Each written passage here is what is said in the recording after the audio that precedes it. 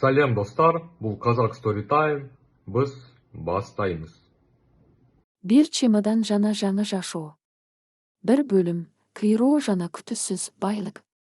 32 жаштагы Данияр үчүн жашоо бүттү деп эсептөөгө толук негиз бар эле. Болгону 48 саат мурун ал Бишкектеги ийгиликтүү жаш ишкерлердин бири Барбордогу кымбат батирдин AC жана акыркы үлгүдөгү жол тандабас унаанын кажоюну болчу. Анын жашоосу графиктерге, ресторандардагы жолугушууларга жана чексиз амбицияларга толгон эле. Бирок тагдырдын жазмышы кээде өтө таш боор келет. Анын бала чактан берки эң жакын досу, бизнестеги жалгыз өнөктөшү Руслан компаниянын бардык эсептерин бош калтырып, миллиондогон долларларды офшордук зоналарга которуп, өлкөдөн качып кеткен.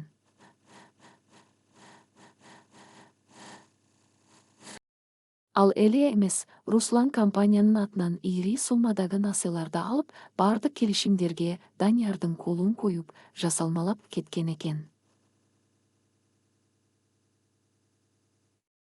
Кечээ эртең менен Даниярдын кеңсесине криминалдык полиция менен банктын өкүлдөрү кирип келгенде гана ал баарын түшүндү. Сот аткаруучулар анын батирин, унаасын, банктагы акыркы тыйынына чейин камакка алышты. Анын жанында жүргөн достору, сүйлөшкөн кызы баары бир заматта туш тарапка тарап кетишти. Данияр бир гана түндүн ичинде миллионерден эч кимиси жок, карызга баткан селсапайга айланды. Автобекеттеги жолугушуу, тагдырдын тамашасы. Ноябрь айынын ызгаардуу таңы. Бишкектин батыш автобекети. Данияр муздак темир отургучта жалгыз отурду. Үстүндө жука күзгү пальто. Жанында бар болгону бир гана эски кара чемодан турат.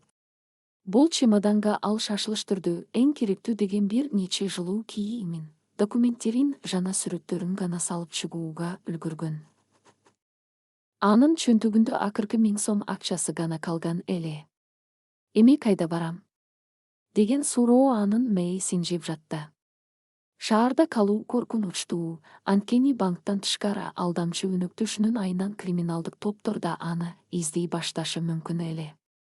Ошондо анын эсине бала чагында чоң энеси менен жашаган, ысык көлдүн күнгөйүндөгү тоо арасына жайгашкан эски, кароосуз калган айылдагы таам үйү түштү.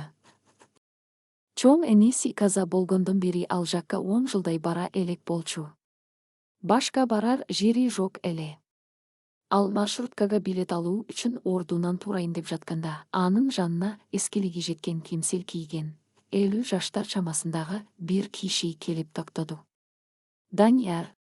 Данияр балам, сенсиңби? Деди ал таң кала. Данияр башын көтөрдү. Бул анын маркум атасынын айылдашы Кадыр аба болчу. Мындан 5 жыл мурун Кадыр аба Даниярдан баласынын операциясына деп 50 000 сом карыз сурап келген.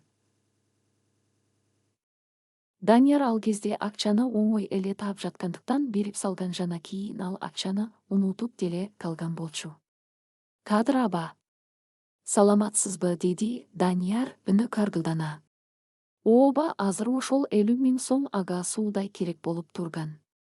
Бирок Кадыр абанын кейпине карап, анда андай акча жок экени айтпаса да түшүнүктүү эле. Балам, мен сени көптөн бери издеп жүргөм. Телефонуң өчүк. Сенин жакшылыгыңды эч унутпадым. Быйыл Кудай буйруп кичине чарбамды кеңейттим. Акчалай берейин десем, насыям бар эле. Бирок мен сага карызымды башкача кайтарам деп чечтим. Деди Кадыр аба кубанып. Ал колундагы тешиктери бар, үстү скотч менен бекитилген чоң картон кутуну Даниярдын алдына койду. Кутунун ичи мен кызыктай хрю-хрю, чуй-чуй деген үндөр угулду. Данияр чөчүп кетип артка чегинди. Аба, бул эмне? Бул мен сага кайтарган карызым, балам. Кадыр аба кутунун үстүн ачты. Анын ичинде бири-бирине тыгылышкан, кызгыл түстөгү, мурундары нымдуу эки кичинекей тарапай отурган экен. Булар жөнөкөй тарапой эмес. Бул Дюрок деген атайын эт багытындагы кымбат порода. Ушул эки тарапойду жакшылап баксаң, 1 жылдан кийин экөө тең 150 килограммдан ашат. Көбүйтсөң накта байлыктын өзү. Мен сенин кеңсеңе алып барайын деп жатсам, ушул жерден жолугуп калганыбызды карачы. Данияр шок абалында катып калды. Миллиондогон долларлык долбоорлорду башкарып жүргөн, элиталык ресторандарда стейк жеген бизнесмендин алдында азыр анын бардык байлыгы эки тарапой турат. Кадыр аба. Мага мунун кереги жок. Мен Данияр эмне деп айтарын билбей турду. Эгер ал азыр мен банкротмун, үйүм жок десе, Кадыр аба тарапойлорду кайра алып кетип калмак. Бирок Даниярдын мээсинде бир кызыктай, балким стресстен улам пайда болгон жинди ой жылт этти. Менин жоготур эч нерсем калбады. Бул менин акыркы мүлкүм деп ойлоду ал ачуу жылмайып. Рахмат, аба. Карыздан кутулдук деп эсептеңиз, деди ал, кутууну колуна ал. Кадыр аба сүйүнгөнүнөн Даниярдын бетинен өп, автобусуна шашылып кетип калды. Данияр бир колуна эски чемоданын, экинчи колуна ичинде эки тарапой чурулдаган картон кутууну көтөрүп, ысык көлдү көздөй кетүүчү маршруткага түштү. Эски тамдагы биринчи түн, үмүтсүздүк жана абсурд. Жол бою тарапойлор кутуунун ичинде тынчыбай, маршруткадагы жүргүнчүлөрдүн кыжырын келтирип барышты. Данияр болсо терезеден сыртка тикирип, өзүнүн өткөн жашоосун, саткын досун, жоготкон мүмкүнчүлүктөрүн эстеп барды. Ал туңгулуктун эң түбүнө түшкөнүн сезип турду. Айылга жеткенде күгүм кирип калган. Бул айыл көл классынан алысыраак тоо боорунда жайгашкан чакан айыл эле. Адамдар аз, үйлөрдүн көбү эски. Данияр чоң энесинин үйүнө жетип барды. Кароосунун чөбү белден ашкан, дарбазасынын боёгу көчүп, кыйшайып калыптыр. Ал кулпуну таш менен уруп ачып кароого кирди. Үйдүн ичи андан да көңүлсүз эле. Суук, нымдуулук жана чаңдын жыты бурук урайт. Эски меш, сыры кеткен стол жана бир темир керебет. Электр жарыгы өчүрүлгөн. Данияр чемоданын бурчка коюп, өзү чаң баскан отургучка отурду. Ал терең үшкүрүнүп, башын эки колу менен мыкшыды. Баары бүттү. Эми мен ушул жерде чирип өлөм деп күбүрөдү ал. Анын көзүнөн биринчи жолу жаш тегеренди. Бул алсыздыктын, чарасыздыктын жашы эле. Так ушул трагедиялуу, эң оор учурда полдо турган картон кутунун дубалы жыртылып, анын ичинен эки кичинекей, кызгылт тарапой тырбалаңдап сыртка чыгышты. Алар жаңы чоо-чөн үйдү кызыга жыттап, эски полду тырмап, чурулдай башташты. Алардын бири, бою кичинереги, бирок шамдагая, Даниярдын бутуна келип, анын кымбат баалуу италиялык туфлин мурду менен түрткүлөп, жыттай баштады. Экинчиси болсо чемодандын жанында калган алманын калдыгын таап алып, чалпылдатып жеп жатты. Данияр бул көрүнүштү карап турду да, күтүүсүздөн каркылдап күлүп жиберди. Бул күлкү жиндинин күлкүсүнө окшош эле. Кечээ эле ал директорлор кеңешинде сөз сүйлөп, алдыда миллиондогон кирешелерди күтүп жаткан. Ал эми бүгүн караңгы, муздак тамда бутун жыттап жаткан эки тарапой менен жалгыз отурат. Бул жашоонун эң чоң абсурду, акылга сыйбаган көрүнүшү эле. Ал күлкүсүн токтотуп, бутунун жанындагы тарапойду колуна алды.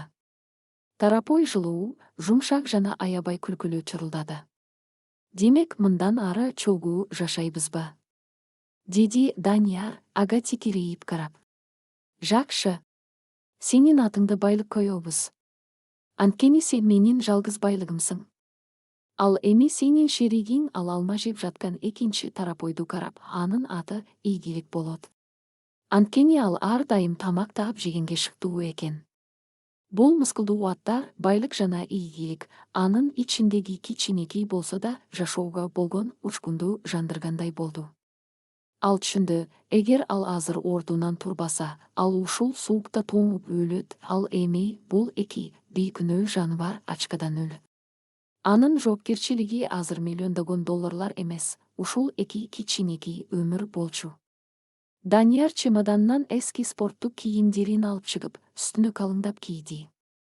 Жалтыраган туфлийин чечип, чоң энесинин эски резина өтүгүн кийди. Ал сыртқа чыгып караодагы утундарды талкалап эски мешке от жакты. Бөлмө акырындап жылый баштады. Байлык менен ийгилик мештин жанындагы жылуу бурчка барып бири-бирине ташып уктап калышты. Мештин жалына карап отуруп, Даниярдын мээсинде жаңа ойлор жарала баштады. Бул эки тарап ой жөн гана жаны бар эмес, бул анын кайрадан бутуна турушуна берилген кичинекей, бирок реалдуу мүмкүнчүлүк эле. Кадыр аба накта байлыктын өзү деп пикиринен айткан жокку. Эгер аларды чоңойтсо, сатса, көбөйтсө.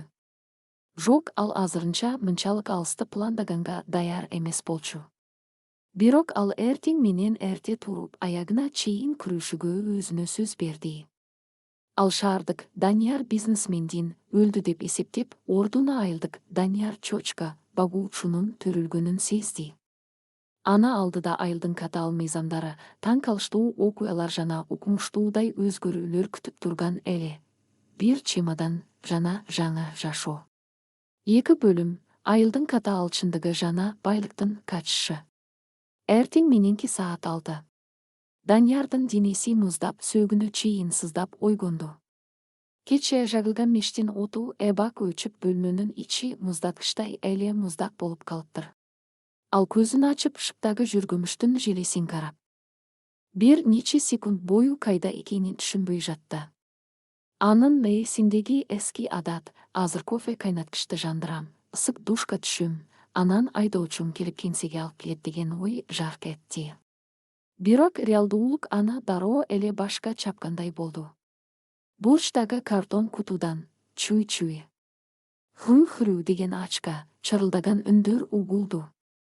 Анын миллиондогон долларлык долбоорлору жалгандастыруу жок болгон, эми анын жашоосундагы эң башкы көйгөй ушул чырылдаган эки кичинекей тарап ой эле.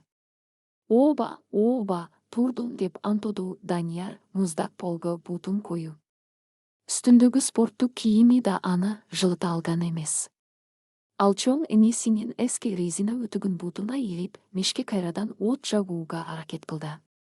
Бирок отуну түгөнүп калган экен. Байлык менен ийгилик кутудан баштарын чыгарып, Даниярды ачка көздөр менен тикирейип карап турушту. Силерге эспрессо же круассан бере албайм, жигиттер. Менин өзүмдүн да курсагым ачып турат, деди Данияр чөнтөгүнөн акыркы 1000 сомдукту алып чыгып.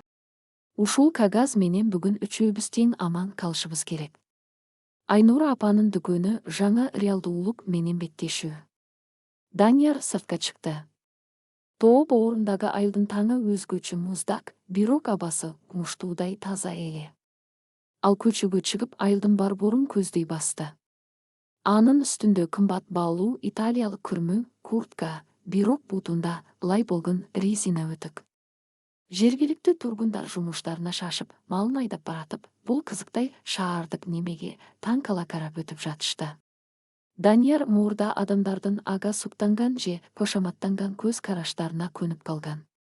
Ал эми азыр алар аны жөн гана түшүнүксүз, бөтөн адам катары, балким бир аз жылдың аралаш карап жатышты. Бул анын эгосуна катуу тийди, бирок азыр эгону ойлой турган убак эмес эле.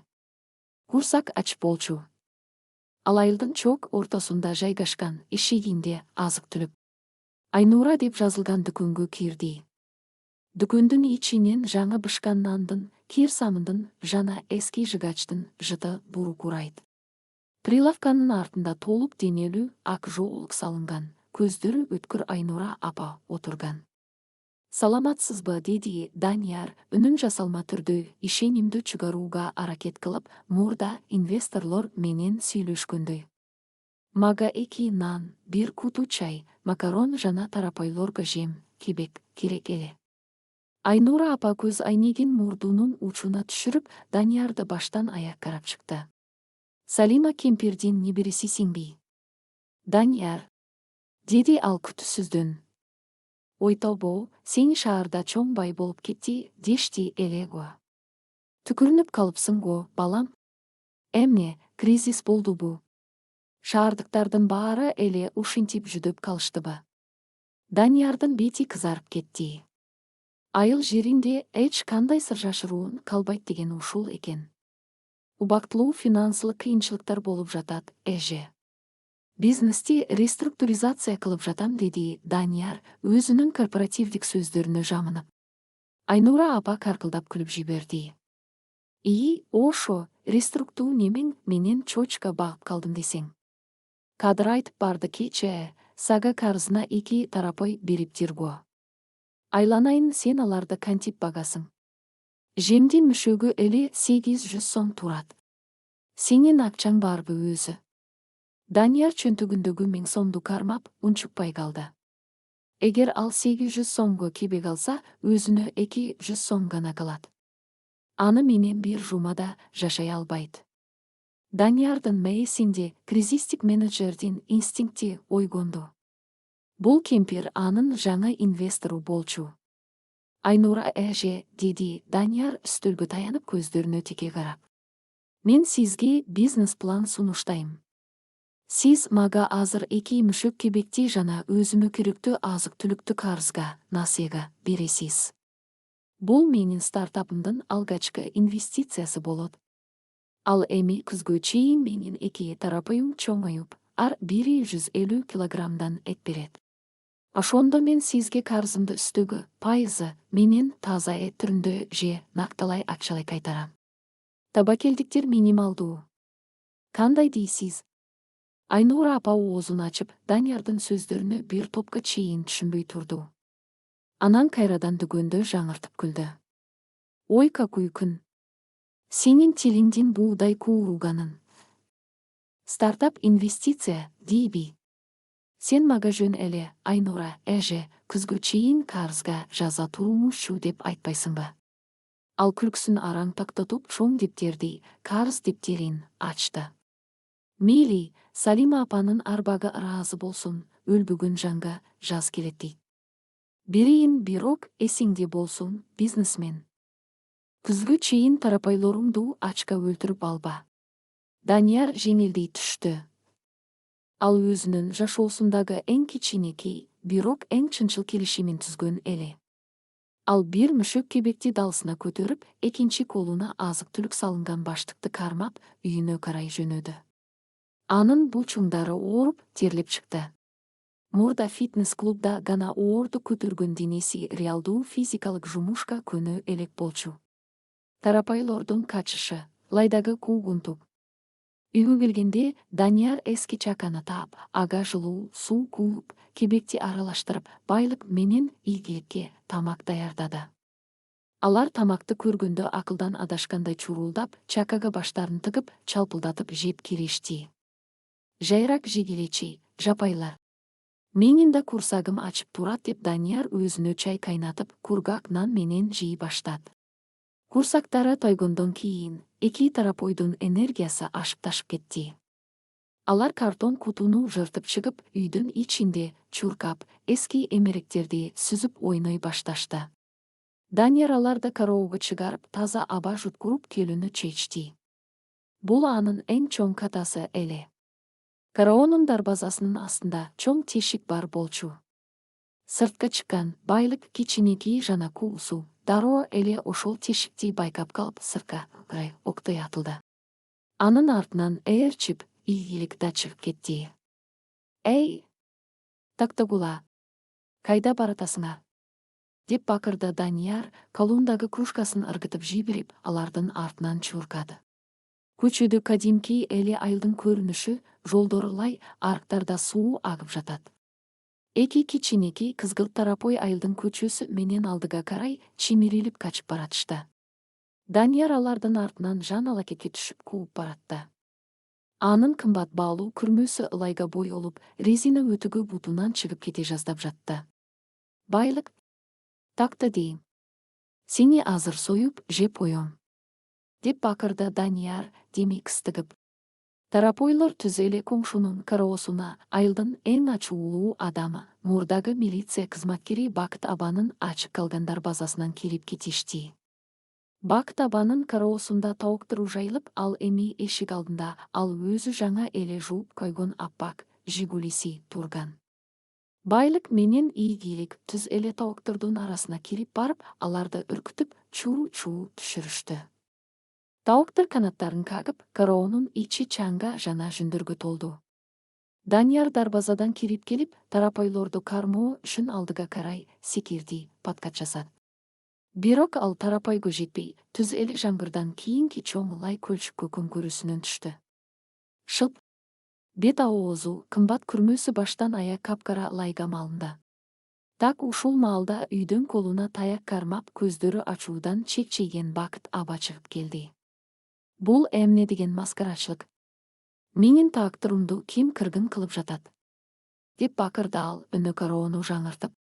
Ал лайга онап жаткан, бети башы көрүнбөгөн Даниярды жана анын айланасында кууруктарын шипаңдатып чуркап жүргөн эки тарапойду көрдү. Бакыт аба таягын көтөрдү. Сен кимсиң, Айбан? Менин кароому уурулукка кирдиңби? Данияр ылайдан башын көтөрүп, бетиндеги ылайды сүрттү. Бакыт аба. Бул мен. Даниярмын, Салима апанын небереси. Мен уурул эмесмин. Мен инвестицияларымды кармай албай калдым, деди ал, өзү да байкабастан корпоративдик тил менен сүйлөп. Катаал сүйлөшүүлөр, күч жана эмгек. Бакыт аба Даниярды тааныды. Бирок анын ачуусу тараган жок. Ал шаардыктарды өзгөчө, баймын деп көкүрөк каккан мактанчаактарды жаман көрчү. Инвестицияңды айтып башымда оорутпа. Сенин мына бул чөчкөң менин 3 таугумду стресс кылып салды. Эми алар бир жума жумуртка туубайт. Андан тышкары, менин кароомду ылай кылдың. Мунун баарын ким төлөйт? Данияр ордунан араң турду. Тарапойлор да коркуп калышып Даниярдын артына бекиништи. Кризисти кырды ал. Сүйлөшүүлөрдү жүргүзүү керек деп ойлоду Даниярдын мээси. Кечээ эле ал министрликтердин өкүлдөрү менен тендерлерди сүйлөшчү. Бүгүн болсо таактырдын стресси үчүн жооп берип жатты. Бакыт аба, менин сизге берерге акчам жок, деди Данияр, чындыкты моюнга алып. Бирок мен өзүмдүн күнөөмдү жууганга даярмын. Келгиле, бартер, алмашуу, кылабыз. Сиз мага тарапайлорумду алып кеткенге уруксат бересиз жана милиция чакырбайсыз. Ал эми мен сизге бүгүн кечке чейин физикалык жумуш кылып берем. Карааңызду тазалайм, отунуңузду жарам. Кандай дейсиз? Бакыт аба таң кала кашын көтөрдү. Ал бул шаардык Белоручкадан мындай сунушту күткөн эмес эле. Анын отун жара турган адамы жок болуп турган. Сенби? Отун жарасыңбы? Бакыт аба мыскылдай күлдү. Колуңдагы маникюруң бузулуп калбайбы, бизнесмен? Мейли, сөзүңдүн кармадым.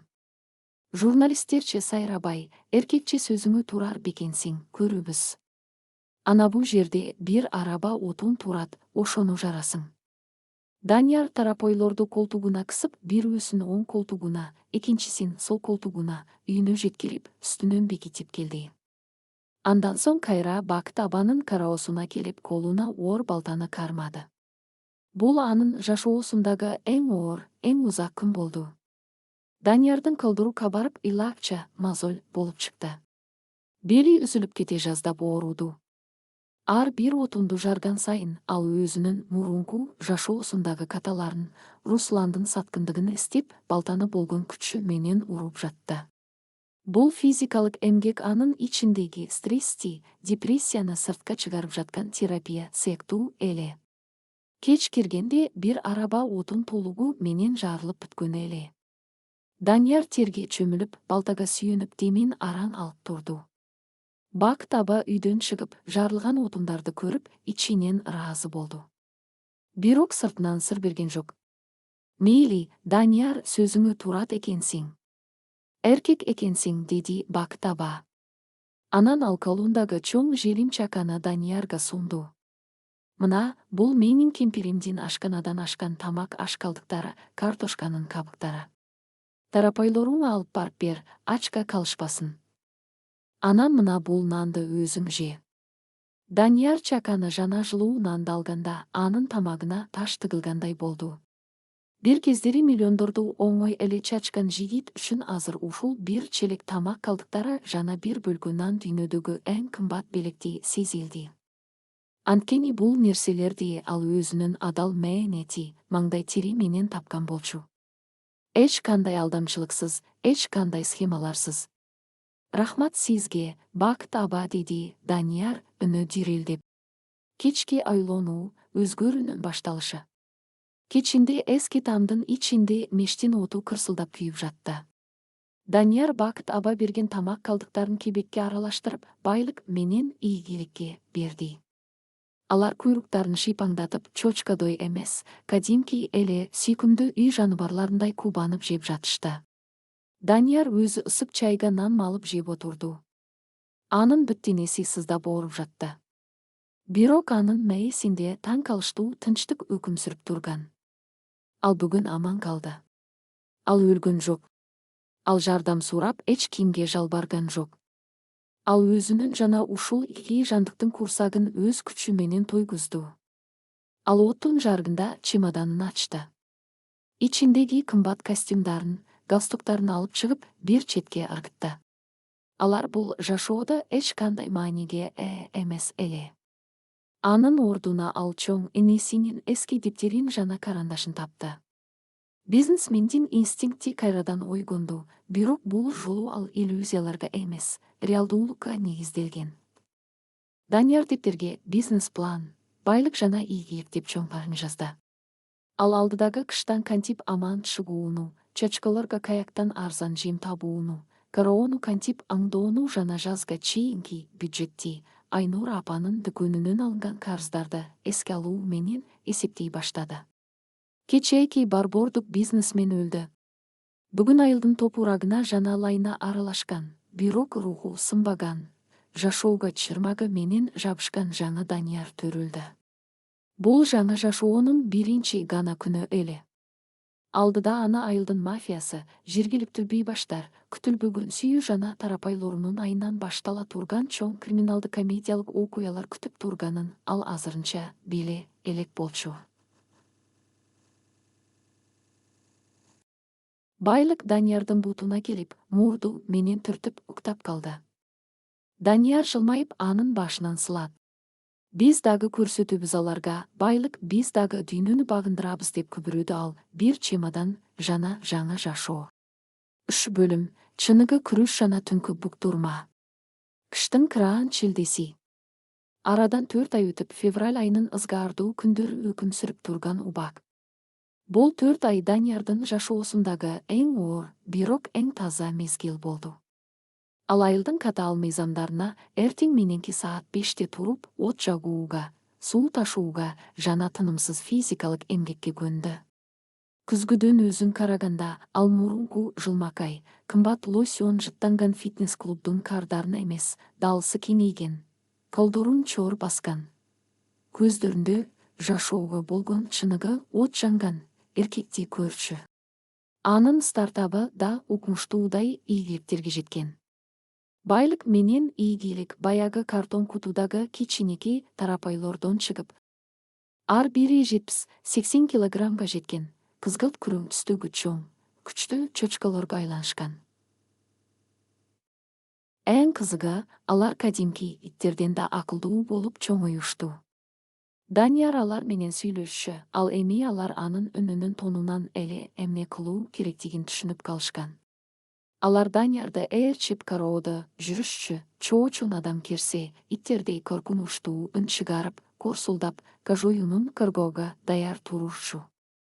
Данияр кыштан аман чыгуу үчүн айылдагылардын отунун жарып, кароо жайларын тазалап, акысына кебек, арпа, чөп жана өзүнө азык-түлүк таап турду. Айыл эли бул шаардык Белоручканын өзгөргөнүн көрүп, ага болгон мамилелерин өзгөртүшкөн. Айнура апа дүкөнүнөн карызды кырпой бере баштаган, ал эми Бакыт аба кээде үйүнө чайга чакырып калчу. Бирок жашоо эч качан сыноосуз болбойт. Эки тарапойго эт эмес, бизнес долбоор, ал турсун үй бүлөдөй мамиле кылган Даниярды алдыда чоң коркунуч күтүп турган. Ветеринар жана жүрөктөгү учкун. Февралдын башында ийгилик катуу ооруп калды. Анын температурасы көтөрүлүп, тамак жебей, бурчта онтуп жатып калды. Данияр үчүн бул чыныгы трагедия эле. Ал буга чейин миллиондогон долларлык долбоорлор күйүп кеткенде мынчалык корккон эмес. Бул жанбарлар анын кайра жаралуусунун символу болчу. Ал ийгиликти эски жуурканга уруп, чанага салып, айылдын ветеринардык пунктуна сүйрөп жөнөдү. Ветеринардык пунктта аны Элин аттуу жаш адис тосуп алды. Элина шаардан ветеринардык окуу жайды кызыл диплом менен бүтүп, менин билимим айылга көбүрөөк керек деп өз айылына кайтып келген. Табиятынан сулуу, көздөрү акылдуу кыз эле. Кандайсыз? Бул жерге чочка алып келген адамды биринчи жолу көрүп жатам, деди Элина, жылмайып.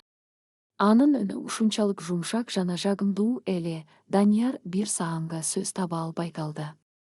Мурун шаарда анын айланасында толгон такой жасалма кыздар жүрчү, бирок эч кимисинде Элинаныкындай табигый, нукура жылуулук жок болчу. Ал тамак жебей калды. Суранам, бир нерсе кылыңызчы. Бул жөн эле чочка эмес, бул менин ийгилигим, деди Данияр тынчсызданып. Элина ийгиликтин ичин укалап, укол сайып дары берди. Көрпөңүз, жөн гана ашказаны бузулуптур. Айылда таза эмес таштанды жеп алганго. 2 күндөн кийин кадимкидей чуркап калат. Сиз аларда аябай жакшы карайт экенсиз, жүнү таптазаго, деди кыз Даниярдын көзүнө карап. Мен алар менен сүйлөшөм да. Алар менин жалгыз досторум, Данияр уялчаак жылмайт. Канча төлөшүм керек? Элина башын чайкады. Сиз бакыт абанын отунун жарып берген Данияр болосузбу? Айылда сиз тууралуу көп айтышат. Шаардан келип, сынбай жашап кетти деп. Акчанын кереги жок. Жөн гана ийгиликтин тез айгып кетишин каалайм. Даниярдын жүрөгүндө көптөн бери унутулуп калган жылуу бир сезим ойгонду. Бул кичинекей ветеринардык пункт, лайланган чана жана оорулуу тарапой, мунун баары шаардын кымбат ресторандарындагы жасалма романтикадан 1000 эсе чыныгы жана баалуу сезилди. Ал Элинага ыраазычылык билдирип, чананы сүйрөп үйүнө кайтты. Анын жашоосунда көргөй турган дагы бир себеп, дагы бир максат пайда болгондой эле. Көчө мафиясы, рейдерлик басып алуунун айылдык версиясы. 2 күндөн кийин ийгилик толугу менен Сакайып, байлык экөө кароодо кайрадан чурулдап ойноп калышты. Бирок так ушул күнү Даниярдын дарбазасынын алдына катуу гүрүлдөгөн эски, кара түстөгү, 5 үлгүсүндөгү унаа келип токтоду. Унаадан ичинде рэп музыкасы жаңырып, терезеден коюу түтүн чыгып турду. Дарбазаны тээп, кароого 3 жигит кирип келди. Аларды баштап келген айылдын бейбаштарынын башчысы, атасынын акчасына манчыркаган, өзүн смотрящий сезген Максат эле. Ал үстүнө кымбат спорттук кийим кийип, колуна тесме кармап алган. Анын жанында 2 жандоочусу, мурдагы боксчулар бар эле. Данияр колундагы балтасын дөңгөчкө сайып, аларга карай басты. Кандайсыңар? Эмне маселе? Деди Данияр аларды тишетиктетип. Максат кароонун ичиндеги отунду, тазаланган кароону, анан ары жакта корсулдап турган 2 чоң чочкону көрдү. Эй, шаардык! Максат сагызын чайнап мыскылдай сүйлөдү. Сен биздин территорияда жашап жатканыңа 5 ай болуптур. Бирок айылдын закону боюнча бизге налог төлөбөйсүң. Бул туура эмес да, братан. Даниярдын мээсинде дароо шаардагы эскерүүлөр жаңырды. Бул Максаттын сөздөрү анын бизнесин тартып алган Русландын жана криминалдардын эле айылдык версиясы болчу. Масштаб башка, бирок принцип ошол эле.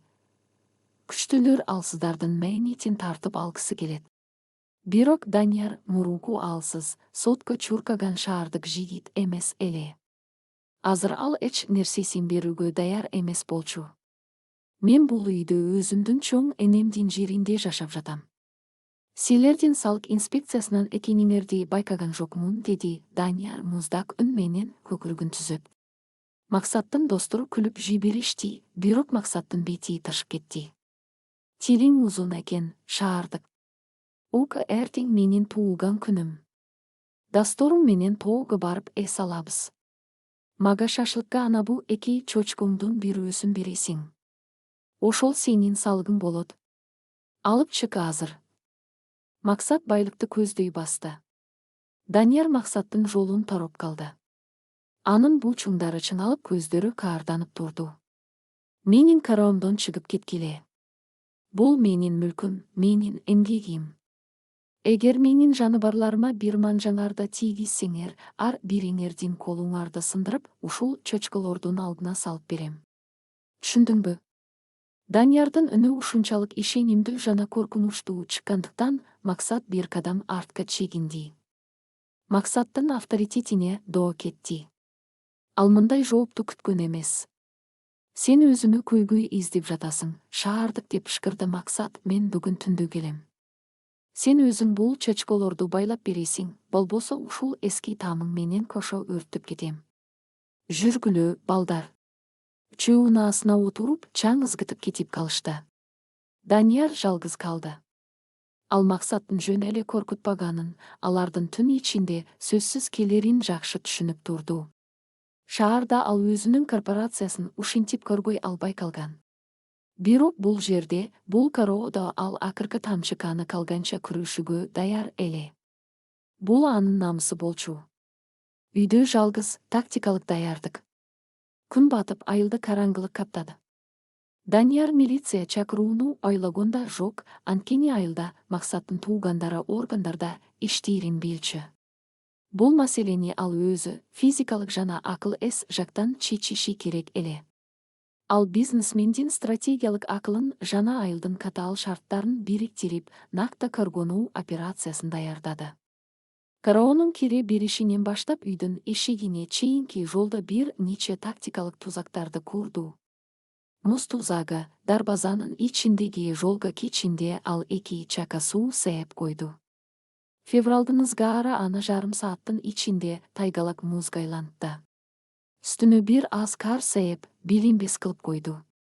Дыбыс сигнализациясы, короодогу эски темир чакаларды, банкаларды караңгы бурчтарга жип менен байлап көрүнбөс кылып тартып койду. Кимдир бирөө жипке чалынса, кароо жаңырып кетмек. Шок отряды. Тескерисинче, аларды үйдүн кире беришиндеги боз үйдүн эски каркасынын артына эркин калтырды. Чөчкөлөр түндө чоочун адамдарга өтө агрессивдүү болушарын ал байкаган эле.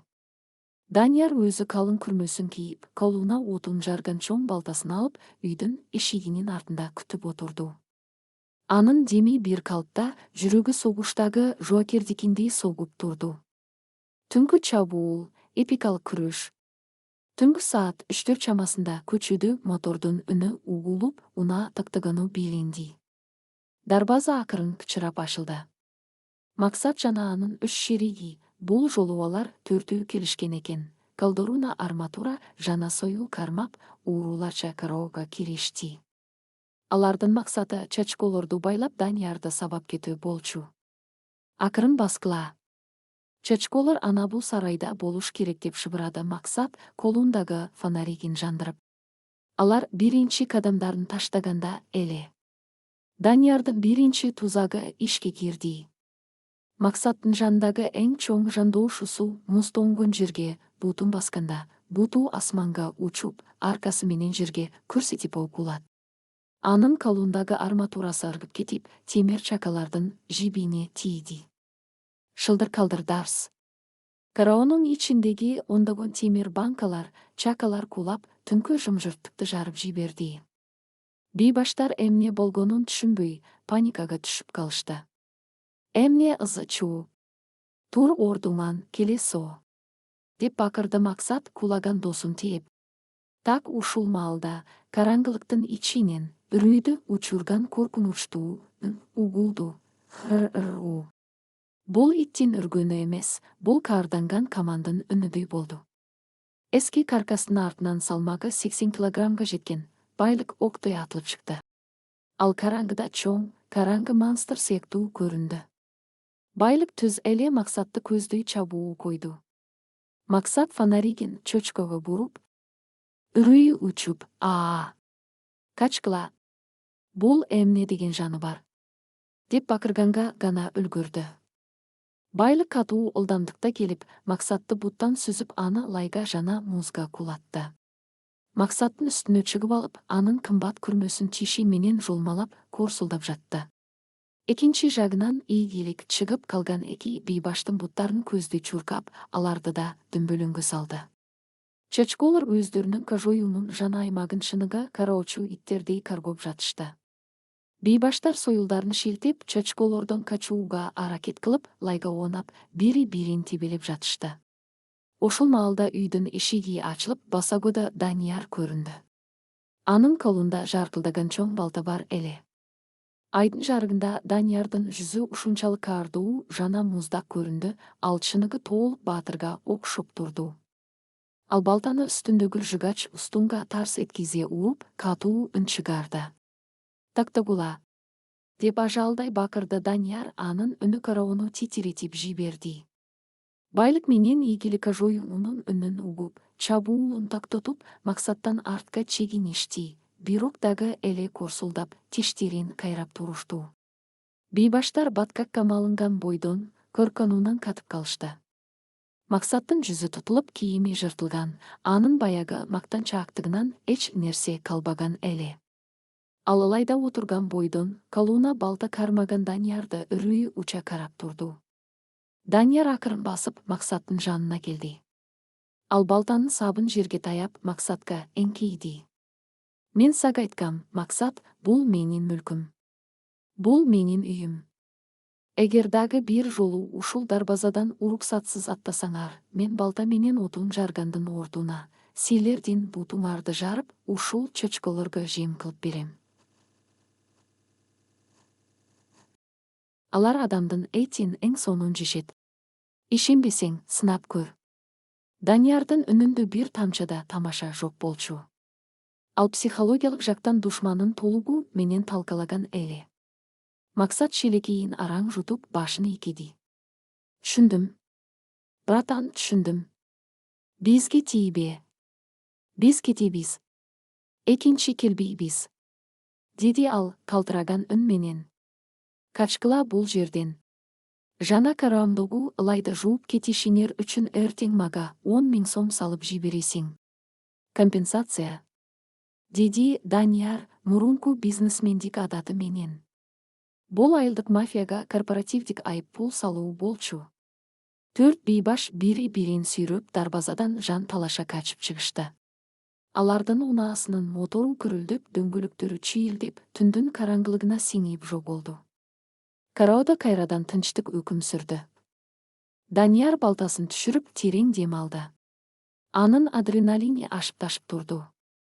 Бул жеңиш анын миллиондогон долларлык тендерди уткан кезинен да таттуу, даамдуу жана чыныгы жеңиш эле. Анткени ал бул жолу адвокаттарга же кагаздарга эмес, өзүнүн акылына, күшүнө жана жандагы эки ишенимдүү досуна таянган. Ал жерге чөгөлөп, байлык менен ийгиликтин ылай болгон баштарынан сылат. Алар куруктарын шипаңдатып, Даниярдын колун жыттап жатышты. Азаматсыңар, жигиттер. Биз аларды жеңдик. Эми бул айылда бизге эч ким тийише албайт, деди Данияр күлүп. Эртең менен бул түнкү окуя бүткүл айылга тарайт эле. Шаардык жигиттин бийбаштарды балта жана эки согуччан чочка менен кууп чыкканы тууралуу уламыш башталат. Ал эми Элина бул кабарды укканда, анын Даниярга болгон кызыгуусу жана сый-урматы дагы да арта түшөөрү шексиз болчу. Жашоо жаңы, жаркын баракка оодарылып жаткан эле. Данияр эми өзүнүн бизнесин кеңейтүүгө жана жүрөгүнүн түпкүрүндөгү сезимдерге жол ачууга даяр болчу. Бир чемодан жана жаңы жашоо. 4 бөлүм, жаздын деми, тазаруу жана өткөн чактын караны. Түнкү чачколор согушунан кийин айылдын жашоосу мурдагыдай болбой калды. Эртең менен күн чыга электе эле Максаттын жана анын досторунун баткакка малынган, жыртык кийимчен качып баратканын көргөн кошуналар бул кабарды бүткүл айылга чагылгандай тездик менен таратышкан. Айылдын четиндеги эски тамда жашаган шаардык белоручка ак ол, бир балта жана эки согуччан чочкосу менен айылдын эң коркунучтуу бийбаштарын тизилетиптир деген уламыш пайда болду. Бул окуя Даниярдын аброюн болуп көрбөгөндөй бийиктикке көтөрдү. Мурда анышылдың аралаш караган айылдаштар эми көчүүдөн көргөндө амансыңбы, баатыр, ишиң кандай, Данияр деп кол алышып, урматтоо менен учураша башташты. Ал Тургай, дүкөнчү Айнура апа ага чай менен печенени бекер берип, сен биздин айылдын тартибин орноттуң, айланайын деп сүйүнүп калды.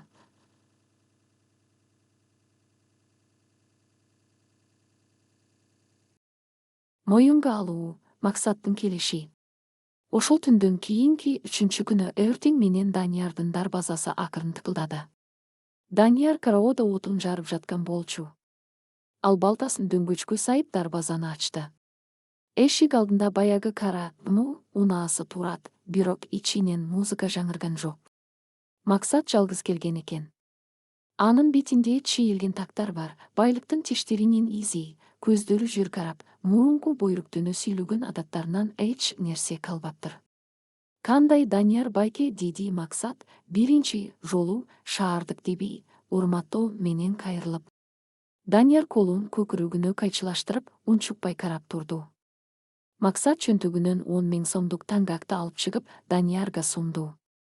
Бул баягы сиз айткан компенсация. Карооңузду булгаганыбыз үчүн. Жана кечирип коюңуз. Биз сизди жөн эле шаардын жумшак байларындай көрүппүз. Сиздин духуңуз күчтүү экен. Айылдын балдары эми сизге эч качан тийишпейт. Сөз берем. Данияр акчаны алып, Максаттын көзүнө тике карат. Мурда ал мындай бейбаштарды милиция менен же жансакчылары менен коркучу. Бирок азыр ал чыныгы эркекче, бетме-бет чечишүүнүн күчүн сезди.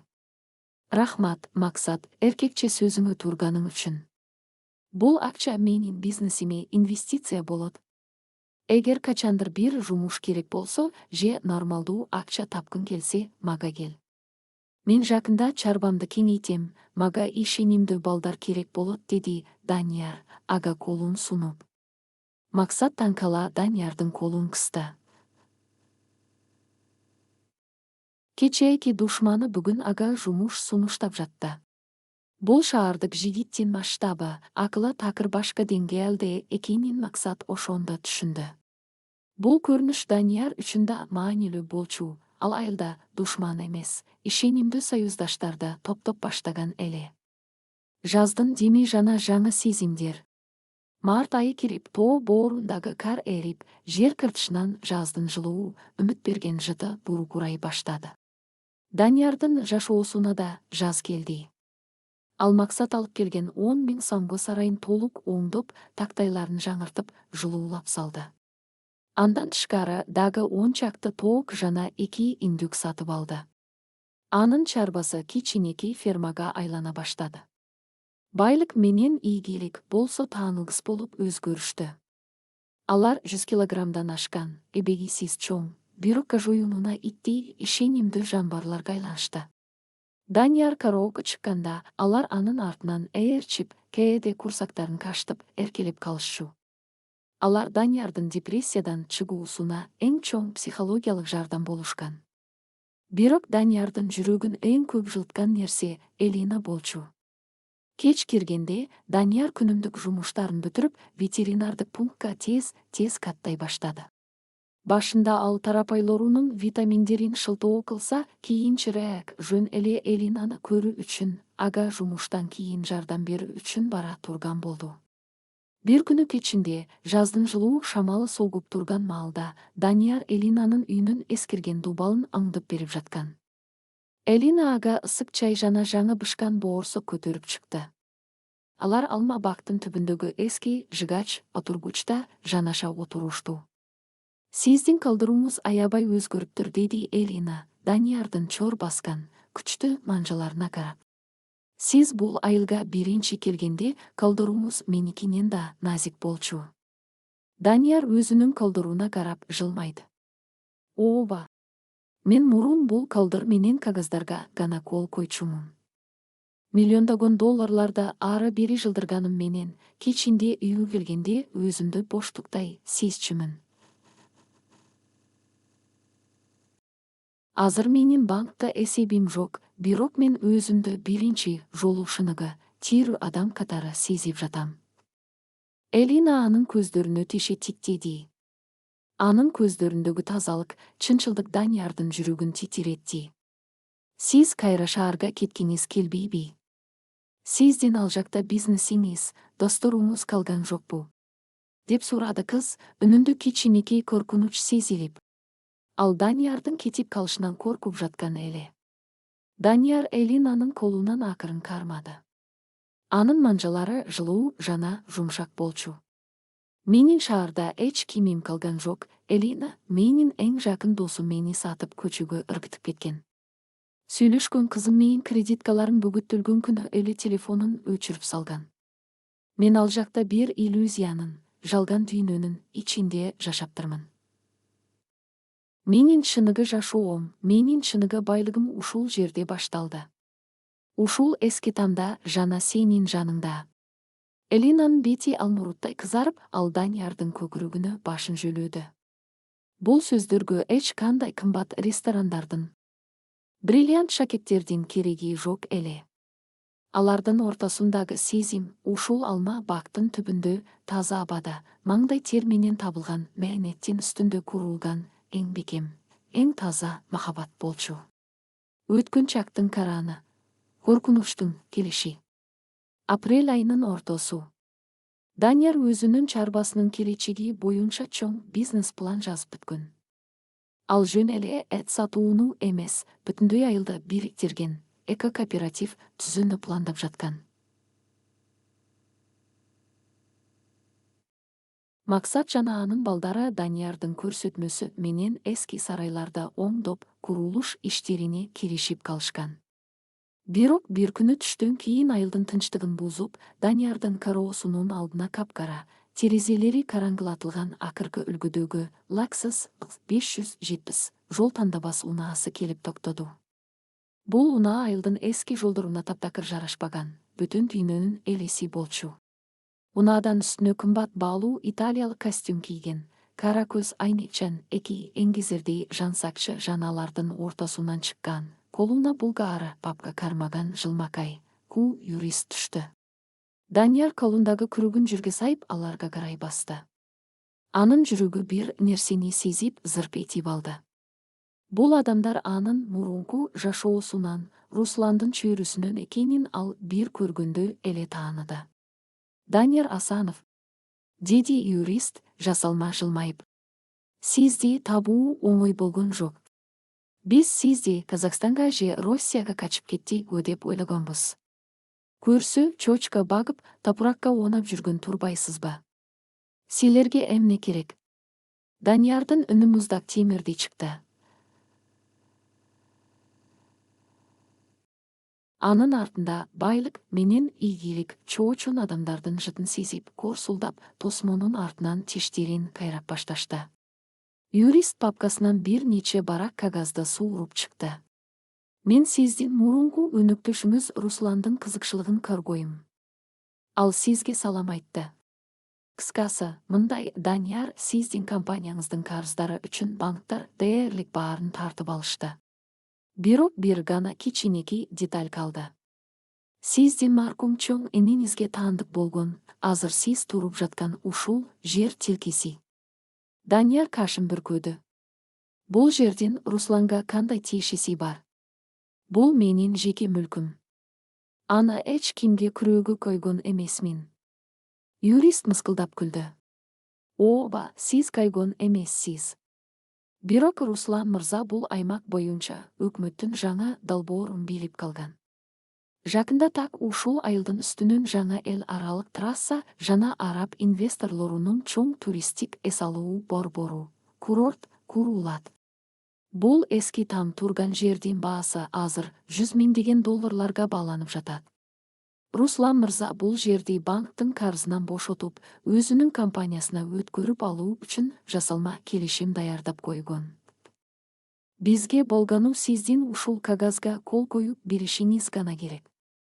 Сиз бул жерди өз ыктыярыңыз менен Русланга өткөрүп бересиз. Даниярдын каны кайнап чыкты. Руслан аны миллиондогон карызга батырып, көчөгө ыргытканы аз келгенсип, эми анын акыркы баш калкалоочу жайын, чоң энесинин тамында тартып алганы келген Турбайбы. Араб курорту. Демек, бул жер жакында алтынга тете болот экен да. Эгер мен колкай боем десемчи. Деди Данияр көздөрүн юристтин көздөрүнөн албай. Жансакчылардын бири алдыга бир кадам таштап, пинжагынын ичинен тапанчасынын сабын көрсөттү. Анда сиз катуу ооруп, же кокусунан кырсыкка кабылып, бул дүйнө менен каштошосуз, деди юрист үнүн басаңдатып. Анан биз мүлктү өлгөн адамдын атынан сот аркылуу баары бир тартып алабыз. Данияр, сен акылдуу баласың. Руслан менен кармашканга сенин күчүң жетпейт. Азыр сен эч ким эмессиң. Жөн гана кол койда, бул жерден тирүү кетип кал. Биз сага жол кирене $500 таштап кетебиз. Ошол маалда короонун сыртынан Элина кирип келди. Ал Даниярга ысык тамак көтөрүп келе жаткан болчу. Чоочун, коркунучтуу адамдарды көргөндө ал тактап калды. Данияр, бул кимдер? Деди ал, коркуп. Жансакчылардын бири Элинаны көздөй бурулуп, орой жылмайт. Опа! Бул айылда жакшынакай кыздар да бар Турбайбы. Данияр, эгер өзүңдүн ден соолугуңду ойлобосоң, жок дегенде ушул сулуунун келечегин ойлонсоң бол. Эртең мунунда үй өртөнүп кетиши мүмкүн. Бул сөз Даниярдын ичиндеги жарылууну пайда кылды. Эгер алар Даниярдын өзүн гана коркутса, ал балким сабыр кылмак. Бирок алар Элинага анын жаңы тапкан сүйүүсүнө коркунуч келтиришти. Анын ичиндеги бизнесмен толугу менен өлүп, анын ордуна өз үй бүлөсүн, өз аймагын каргоого даяр болгон чыныгы жырткыч ойгонду.